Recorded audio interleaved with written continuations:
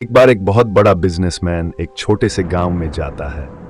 उसका मकसद होता है कि उस गांव में एक बड़ी सी फैक्ट्री लगानी है। वह एक ऐसी जगह पर पहुंच जाता है जहां पर उसके सामने एक नदी होती है और उस नदी के सामने वह गांव होता है। अब उसके सामने दो रास्ते हैं। पहला ये कि वह सड़क के रास्ते घूमकर उस गांव तक पहुंचे, जिसमें लगभग 10 घंटे लगेंगे, क्योंकि वहां तक पहुंचने का कोई डायरेक्ट रास्ता नहीं है।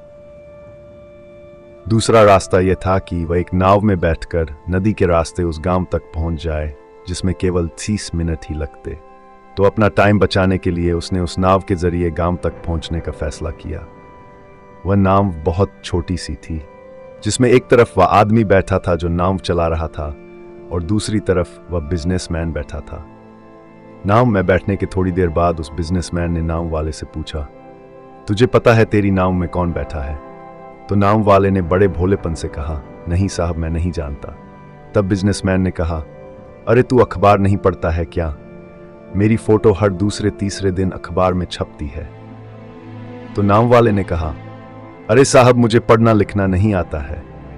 मैं बहुत छोटा सा था जब मेरे पिताजी गुजर गए थे और अपने परिवार का ध्यान रखने के लिए मैं बचपन से ही काम में लग गया, इसलिए मेरा स्कूल बचपन में ही छूट गया था। यह सुनकर उस बिजनेसमैन ने नाव वाले का मजाक उड़ाते हुए कहा, तुझे पढ़ना लिखना भी नहीं आता है, ऐसी जिंदगी का क्या फायदा? यह सुनकर उस नाव वाले को बुरा तो लगा, लेकिन उसने कुछ नहीं कहा। थोड़ी देर बाद वह बिजनेसमैन उस नाव वाले से बोला, अभी कुछ दिन बाद ये जो तू सामने जमीन देख रहा है ना, वहां मेरी एक बड़ी सी फैक्ट्री लगेगी जहां पर हम मिनरल वाटर की बॉटल्स बनाएंगे। उस नाव वाले को बात समझ नहीं आई।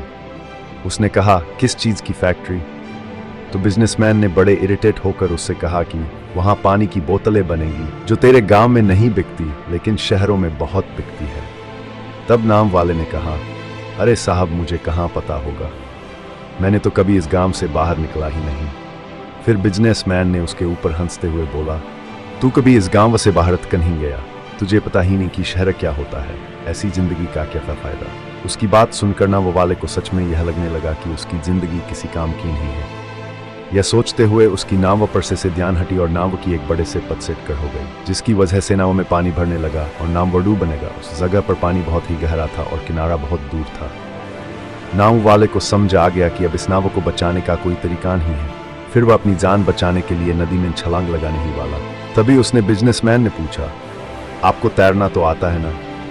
तो बिजनेसमैन ने घबरा कर पूछा, ऐसा क्यों पूछ रहे हो? मुझे तैरना नहीं आता है। उसकी ये बात सुनकर नाव वाले को हंसी आ गई और बोले, साहब, आपको तैरना तक नहीं आता, ऐसी जिंदगी का क्या फायदा? यह सुनकर उस बिजनेसमैन को अपनी गलती का एहसास हुआ और हाथ जोड़कर उसने नाव वाले से कहा, तुम जो मांगोगे मैं तुम्हें वह दूंगा, बस मेरी जान बचा लो। तो उस नाव वाले ने कहा, अरे साहब, घबराओ नहीं, मुझे सिर्फ तैरना ही नहीं आता है बल्कि डूबते हुए लोगों को बचाना भी आता है।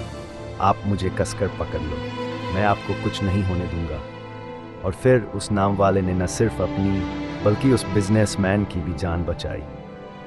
तो हमें इस कहानी से एक बहुत बड़ी सीख मिलती है कि ज़िंदगी में कभी किसी की मजाक नहीं उड़ानी चाहिए या अपने से कम नहीं समझना चाहिए, क्योंकि हमें नहीं पता कि कब, कहाँ और कैसे किसकी ज़रूरत पड़ जाए। एक छोटी सी बच्ची हाथ में मिट्टी की गुल्क लिए भागती हुई एक दवाई की दुकान पर गई। वह काफ़ी देर तक वहाँ पर खड़ी रही, लेकिन दुकानदार का ध्यान उस पर नहीं गया, क्योंकि वहाँ पर काफ़ी भीड़ थी।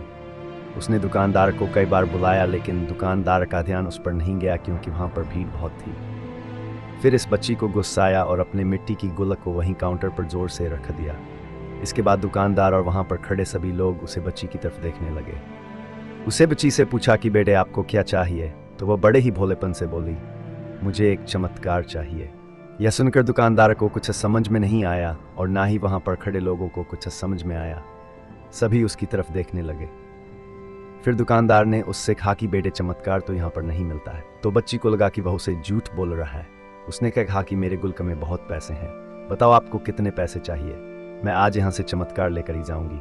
तभी काउंटर पर खड़े एक आदमी ने उससे पूछा कि बेटी, क्यों चाहिए तुमको चमत्कार?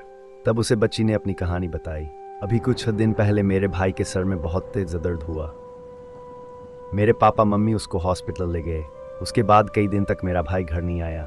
मैंने बहुत बार अपने पापा से पूछा, लेकिन उन्होंने मुझे कुछ नहीं बताया। वो बार बार यही बोलते रहे कि वह आ जाएगा, लेकिन वह अभी तक घर नहीं आया है।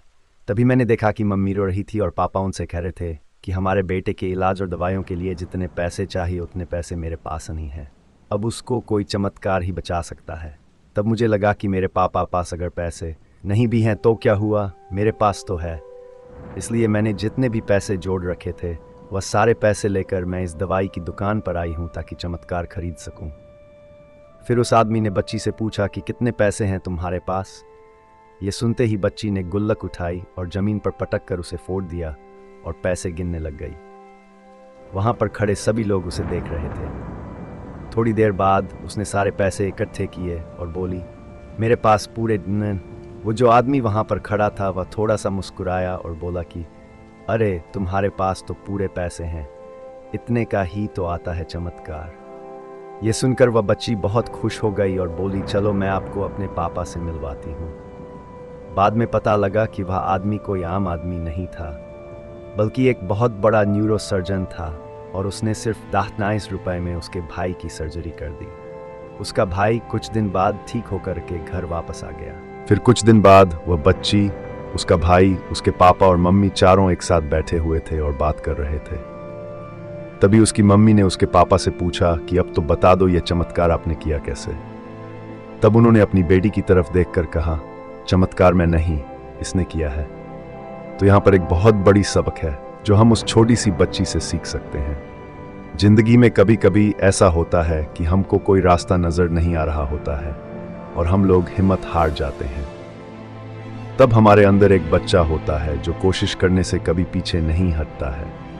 वह हार मानने को तैयार ही नहीं होता है क्योंकि उसको ना शब्द समझ नहीं आता है। वह बच्चा जिसके लिए कुछ भी नामुमकिन नहीं है, कि क्योंकि वह हर हाल में कोशिश करता ही रहता है।